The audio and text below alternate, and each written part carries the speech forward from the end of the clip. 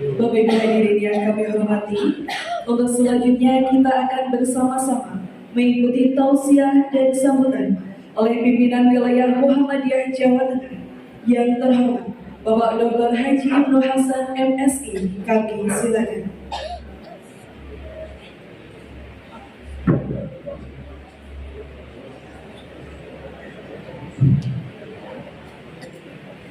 Assalamualaikum warahmatullahi wabarakatuh. Bismillahirrahmanirrahim.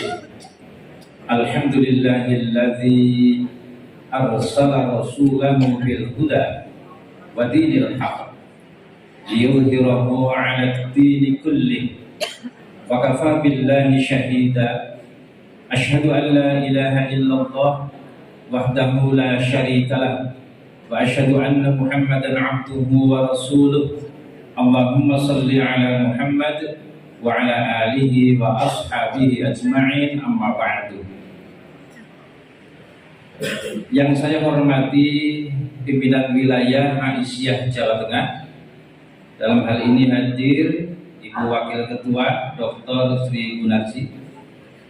Yang saya hormati pula PJ Bupati Banjarnegara, hadir dalam hal ini Bapak Asisten Pemerintahan dan Kesra, matur nuwun atas rawuhnya dan nasihatnya. Pimpinan daerah Muhammadiyah Kabupaten Banjarnegara, dari mulai Bapak Ketua Bapak Kiai Haji Dr. Andes Sobri beserta seluruh teman-teman pengurus, baik pimpinan daerah maupun unsur pembantu pimpinan majelis dan lembaga. Yang saya hormati pimpinan daerah Aisyah Kabupaten Banjarnegara dan seluruh yang hadir, para tamu undangan. Dan kalau saya ke Banjarnegara ini menyejukkan karena hawanya banyak yang sejuk. Kemarin saya ke Punggelan, kemudian juga lanjut ahad berikutnya ke Pagentan. Baru pernah saya ke sana. Tempatnya sejuk. Dan hadir di sini senior saya yang dulu di Pemuda Muhammadiyah, ini senior saya, Pak Kiai Muhammad Fahmi Isam. Kita bersyukur kepada Allah Subhanahu wa taala atas segala nikmat, salawat dan salam semoga senantiasa tercurah kepada Rasulullah Muhammad sallallahu alaihi wasallam. Tadi PWA cerita yang enak-enak. Saya tak cerita yang pahit-pahit supaya lengkap.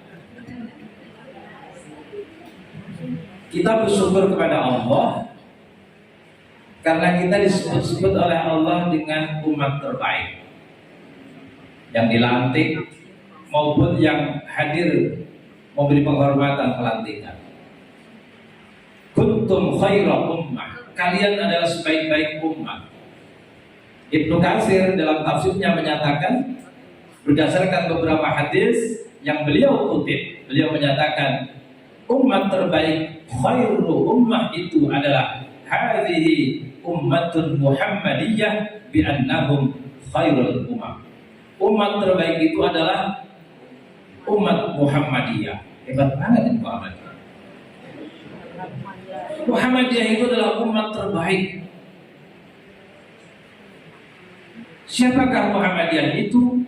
Seluruh umat Islam yang senantiasa mengikuti tuntunan Rasulullah Muhammad sallallahu alaihi wasallam. Tentu Muhammadiyah, Nahdlatul Ulama, Syarikat Islam, ini tiga di Banjar. Kalau di Banyumas, Muhammadiyah, NU, dan Al-Irsyad Al-Islamiyah. Tiga besar di Banyumas. Yang kedua, sebagai umat terbaik, maka Muhammadiyah memproklamirkan diri dengan menampakkan beberapa jati diri, sekedar mengingatkan. Yang pertama, Muhammadiyah itu adalah gerakan. Jangan salah, bukan yang lain. Muhammadiyah itu adalah gerakan. Ciri gerakan adalah tumbuh dari bawah, bukan dari atas. Muhammadiyah itu tumbuh dari bawah, Aisyah itu tumbuh dari bawah. Jadi ciri sebuah gerakan itu tumbuh dari bawah. Bahasa kampusnya bottom up, bukan top down. Dari bawah tumbuhnya. Dan ciri gerakan yang kedua itu adalah mandiri. Aja seneng jaluk. Nah, mulai enak kan? Tepuk tangan. Setuju ya? Aja seneng jaluk. Ini nggak bertuai. Ditambah. Abang bertuai kebangetan. Dan ciri gerakan itu adalah pemberdayaan. Maka Muhammadiyah punya konsep gerakan jamaah dan dakwah jamaah sejak tahun 68 yang direvitalisasi tahun 85, tapi sampai sekarang belum berjalan secara masif. Aisyah punya Korea Thayyibah, Muhammadiyah punya GJDJ, Gerakan Jamaah dan Dakwah Jamaah.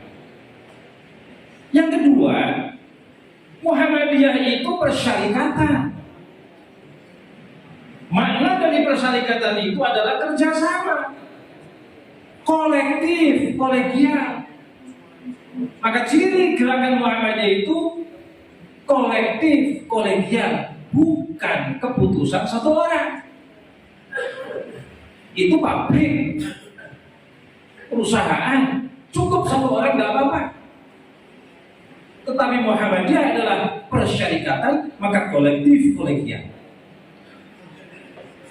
Hadirin wa hadirat yang saya hormati, karena kolektif kolegial, maka bukan perorangan, dan seluruh keputusan diambil berdasarkan musyawarah. Ini penting. Muhammadiyah dalam muktamar, muswil, musda, muscab, musrat tidak pernah memilih orang. Dan ini dinilai oleh banyak kalangan bentuk permusyawaratan paling efektif adalah seperti yang dilakukan oleh Muhammadiyah dan Aisyah. Tidak memilih orang, tapi memilih perwakilan dalam bentuk formatur untuk bermusyawarah. Bukan memilih orang. Kalau memilih orang, Muhammadiyah mungkin cepat rusak, benturan, kepentingan karena memilih orang. Inilah Muhammadiyah selalu mengedepankan musyawarah. Muhammadiyah itu adalah organisasi. Ketika Kiai Dahlan menafsiri surat Al-Baqarah ayat 104, wal takum minkum ummatun, dan adakanlah di antara kamu sekelompok umat yad'una ilal khair wa ya'muruna bil ma'ruf dan seterusnya. Kiai Dahlan menafsiri ummatun adalah organisasi. Jadi dari penelaahan beliau, perenungan beliau, berhari-hari, berminggu-minggu, berbulan-bulan, beliau menafsiri dan memahami ummatun adalah organisasi, maka beliau mendirikan persyarikatan Muhammadiyah. Beda dengan saudara kita Sayyid Qutb yang menyusun kitab Tafsir fi Dhilalil Quran. Beliau memahami ummatun itu adalah sekelompok umat yang mempunyai kekuasaan untuk menyuruh dan melarang. Tafsirnya bermuatan politik karena memang dia dakwahnya lewat jalur politik. Jangan bicara politik Pak Ibnu. Enggak, saya akan bicara politik. Sekedar mengingatkan bahwa Kitab Perjuangan Muhammadiyah rumusan terakhir tahun 2003 di Denpasar menyatakan politik adalah bagian dari dakwah Muhammadiyah. Gimana pelaksanaannya? Antum a'lam, ente lebih tahu. Bapak Ibu yang saya hormati, Muhammadiyah itu organisasi, maka tentu Muhammadiyah punya aturan. Tetapi aturan yang ada di Muhammadiyah jangan membuat kita menjadi kaku. Kalau di pemerintahan ada Pak Bupati, ada Pak Sekda, itu birokrasi, itu pemerintahan, harus begitu. Tapi Muhammadiyah bukan pemerintah. Jangan menerapkan birokrasi di Muhammadiyah. Mau ketemu Pak Sobri harus diinden dulu waktunya, lama amat. Jangan. Ini Muhammadiyah, gerakan itu harus cepat gerakannya. Mau ketemu cabang udah bikin surat, persoalannya super penting, terlalu lama. Datangi. Muhammadiyah mendapat kritik sekarang ini, banyak kritik. Sampai kritik yang terakhir, Mas Jenny JA dari LSI mengkritik Muhammadiyah. Nggak usah marah dikritik, nggak usah tersinggung sehingga marah-marah. Bukankah pesannya Kiai Dahlan?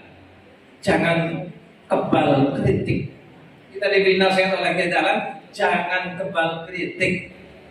Silahkan kritik Muhammadiyah, bahasa Banyumasnya seporete. Silahkan kritiklah, tapi kita tetap berbenah dan terus semangat melaju. Bapak Ibu yang saya hormati, maka Muhammadiyah ini sekarang banyak mendapat kritik, terlalu kaku, terlalu formalistik, yang mengakibatkan komunikasi seolah-olah seperti menjadi atas bawah, anak buah dan bos. Ini yang terjadi. Walaupun di banyak negara tidak ada, tapi inilah kritik, harus kita terima. Kumpulnya kalau rapat, datang ke cabang dan ke ranting kalau turba. Di luar itu tidak ada.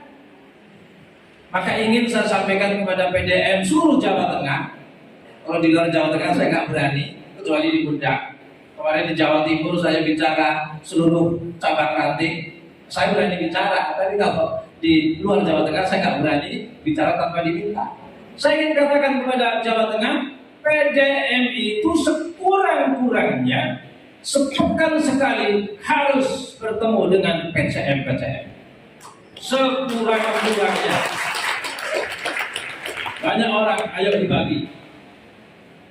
Dan jangan dianggap pertemuan itu ketika ada surat.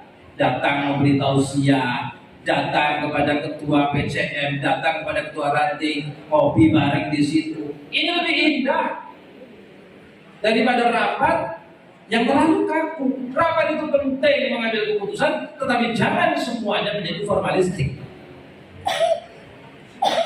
Ya ada sih pengurus yang tidak pernah datang. Yang penting kan saya memberi pengajian di mana-mana. Ini keliru pimpinan begini. Nggak pernah datang rapat tapi bilangnya yang penting kan saya pengajian di mana-mana. Ini penting rapat, tetapi jangan menyebabkan kita menjadi kaku. Bapak Ibu yang saya hormati, agenda besar Muhammadiyah 5 tahun ke depan ada 8. Dari 8 itu ada 2 yang menarik. Yang pertama adalah penguatan cabang ranting. Ini bahasa saya. Tapi kalau melihat teksnya, penguatan akar rumput. Saya nggak paham itu bahasa itu. Maka bahasa saya cabang ranting. Ya, ini penting.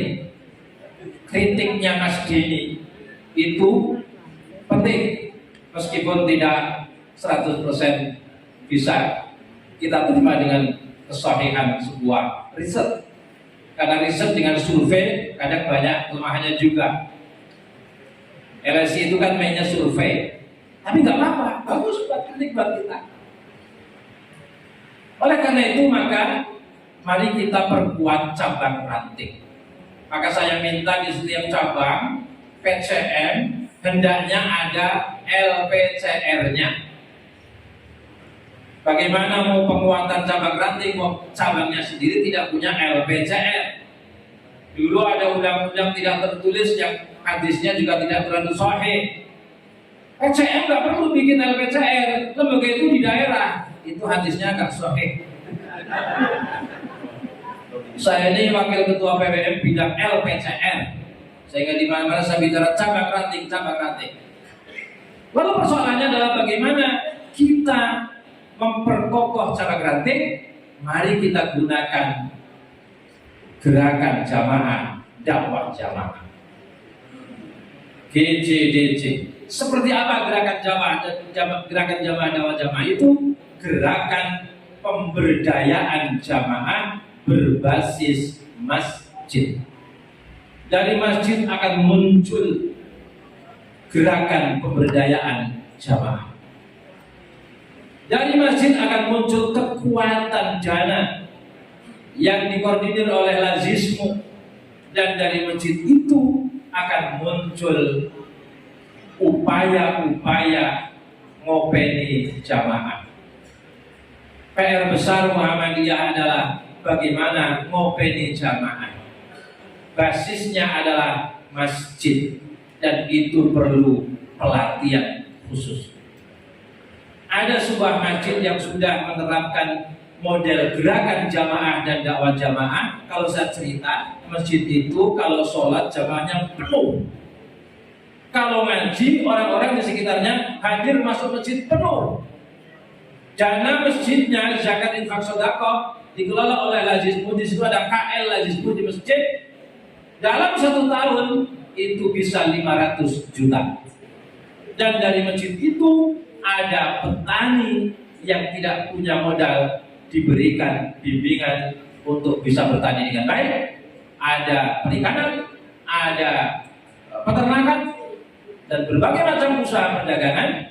Dan di situ ada ukhuwah yang kokoh sampai jamaah terdeteksi dia sebenarnya sedang punya masalah apa. Oh, tidak punya nyore labu, nggak punya labu buat nyore, ketahuan. Kadang-kadang kita ini rapat softnya di masjid, tapi kadang-kadang kita kehilangan soft di luar masjid. Maka gerakan jamaah dan dakwah jamaah itu adalah upaya merapatkan soft di masjid dan di luar masjid. Ada seorang tua yang ke masjid, tidak bisa karena stroke. Masjid dengan lazismu memiliki kursi roda. Sampai siapa besok pagi subuh yang akan menjemput dia ke masjid itu terjadwal dengan baik. Indahnya masjid seperti ini, mengawal jamaah. Jangan biarkan jamaah, jangan biarkan masjid. Masjid tempat bertemunya pimpinan ranting Muhammadiyah. Maka kalau tadi saya katakan PDM sekurang-kurangnya sekali seminggu ketemu PCM, maka PCM paling tidak seminggu minimal 2 kali bisa ketemu PCM, dan PRM ketemu dengan jamaahnya setiap kali di masjid. Semoga bermanfaat. Wassalamualaikum warahmatullahi wabarakatuh.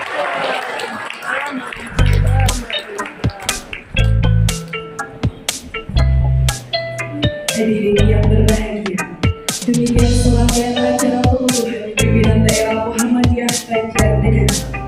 Dan marilah kita tutup acara ini dengan bersama-sama membaca hamdalah. Alhamdulillah. Saya Deoponi Alosiki pamit undur diri. Kupat ke-10 sahabat Studio Lebar Kiwon Agung Pangapunten. Nasrul dengan malaikat terbaik. Wassalamualaikum warahmatullahi wabarakatuh. Waalaikumsalam warahmatullahi wabarakatuh. Kami persilahkan kepada Bapak Ibu hadirin untuk mengambil dan bersama makan siang di tempat yang sudah disediakan tadi. Dapatkan di sebelah hamdalah.